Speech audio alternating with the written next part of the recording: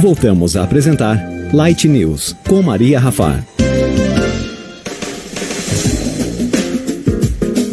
7h12, programa Light News aqui na Light FM, com muito prazer, recebendo de novo a querida Janine Rolim. Janine, bom dia, tudo bom? Bem-vinda.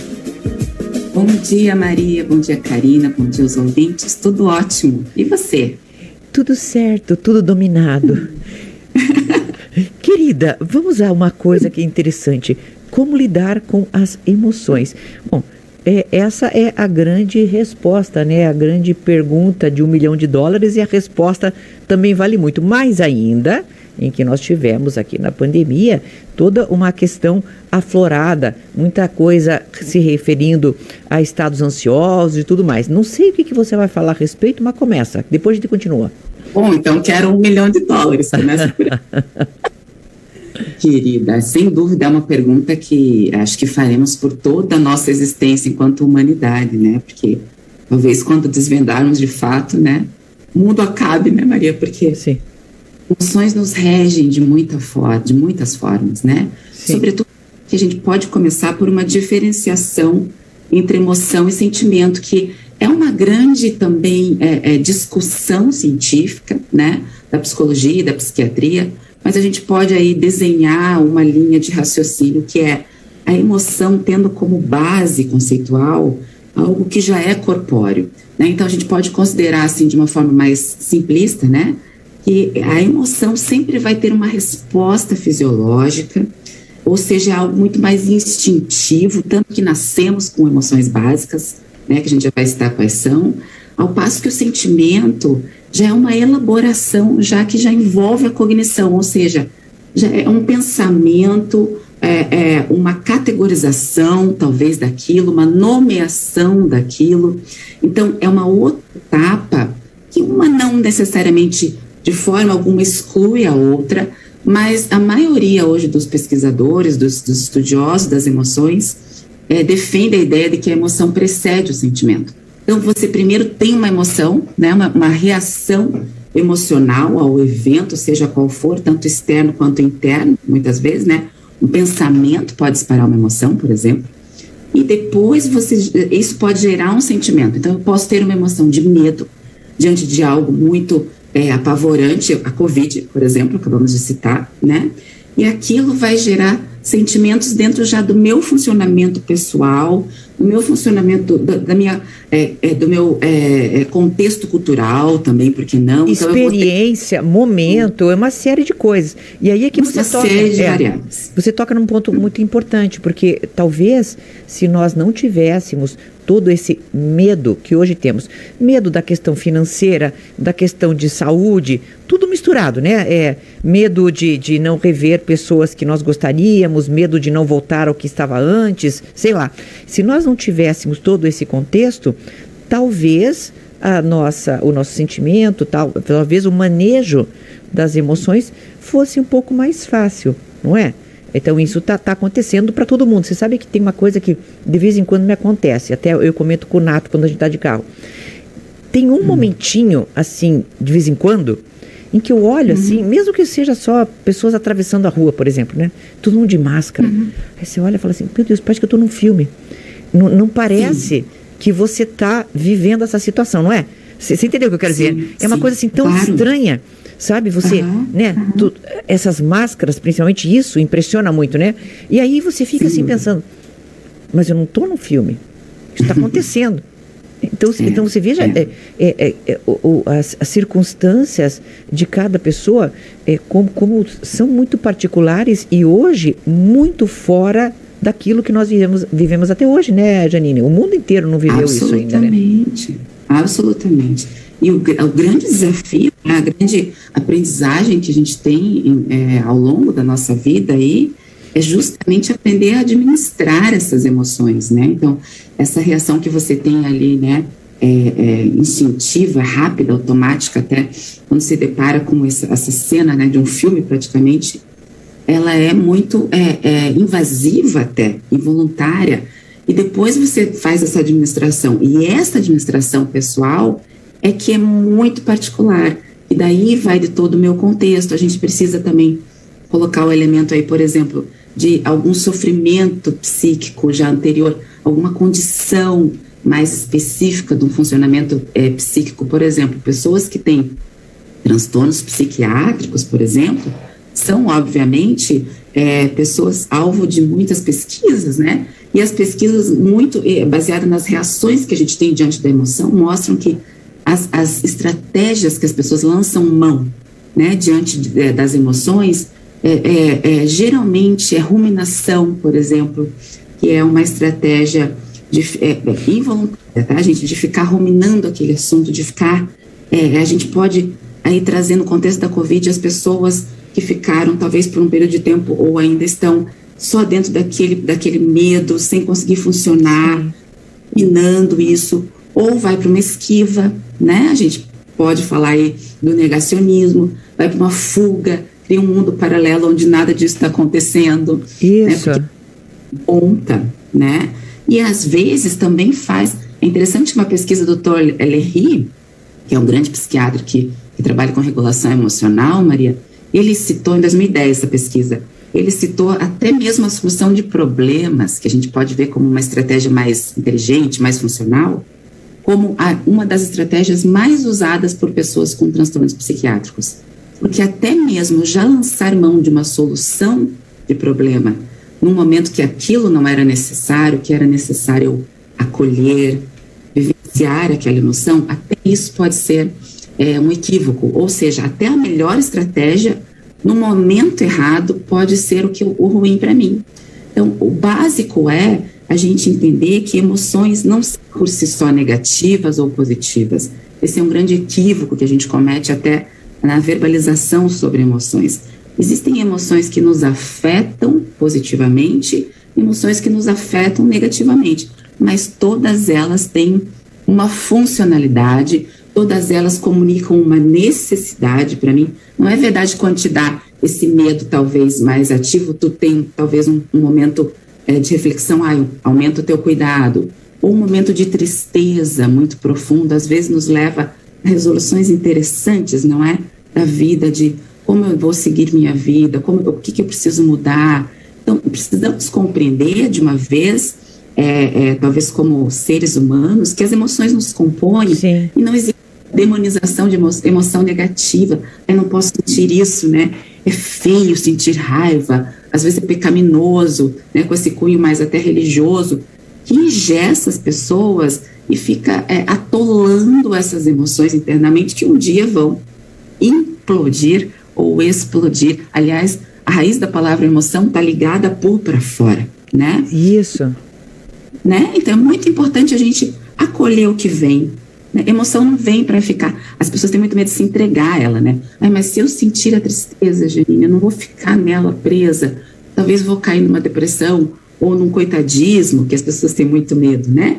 Mas ao contrário, quanto mais a gente se conecta com elas, não para permanecer, mas a gente se conecta, entra nelas para sair delas, ver o que ela tem a me dizer, né? Ver o que ela me comunica, o que precisa ser alterado, talvez, e depois seguir, apesar dela, porque nós estamos fadados a senti-las na nossa condição de humanos. Pois é, e é isso que é interessante, porque é pensar também que quem é um ser emocional, primeiro que somos todos nós, né? E depois, os seres emocionais não necessariamente são inferiores àqueles mais racionais, né?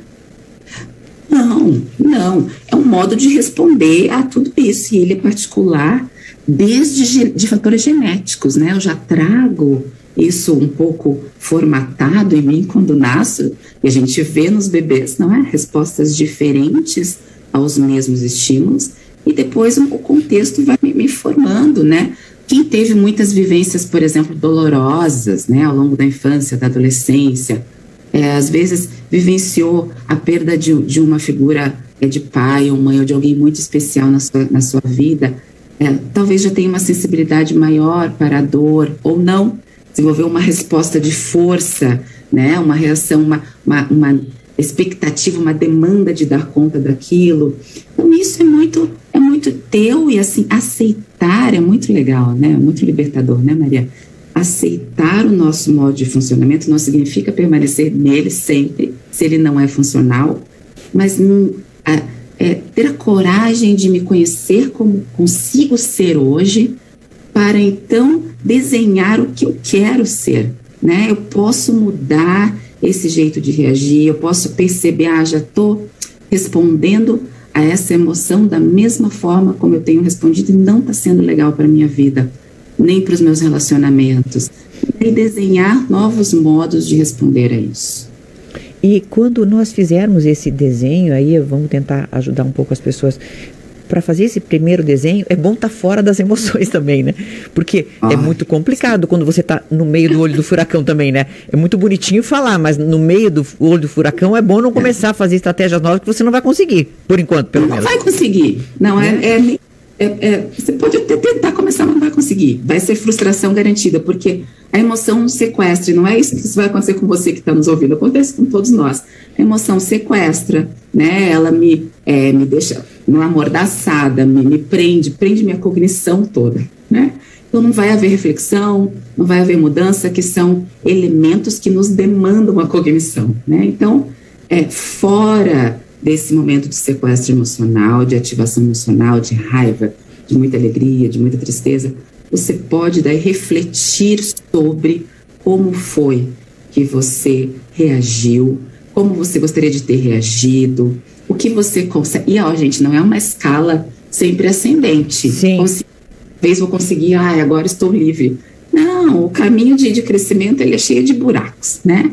E a gente avança um pouquinho, volta, se percebe, se perdoa por não ter conseguido, também é muito importante, e isso nos leva a avançar mais um pouquinho. Então, o primeiro passo é exatamente isso, se aceite, pense sobre isso. Eu sempre dou a dica de escrever, porque eu acho que é muito funcional e muito organizador você ver, né, de forma mais física aquilo que está aqui dentro, né, te organiza melhor, escreve a forma como você reagiu. A gente sabe, Maria, a gente sabe como que a gente sempre reage. As pessoas costumam usar termos, né, do senso comum, é um gênio ruim, é uma personalidade forte, né, todos os termos que falam de um conjunto de estratégias de enfrentamento que comumente a pessoa lança a mão. Então, olhe para você um pouco, veja qual é esse conjunto de comportamentos, de reações que você sempre tem usado e que não tem te feito bem, que não tem dado bons resultados. Tem gente que briga com todo mundo, por exemplo. Tem gente que aceita tudo o tempo todo, né? Tem gente que se mantém num lugar de subjugação, né, por muito tempo. Então, colocar isso de forma organizada e reavaliar isso, porque as emoções elas têm uma função adaptativa na nossa vida, né? Ou seja, para nos adaptar a um novo contexto para estarmos bem. Então, vamos usar disso, né? Sejam emoções boas, de afeto positivo ou afeto negativo.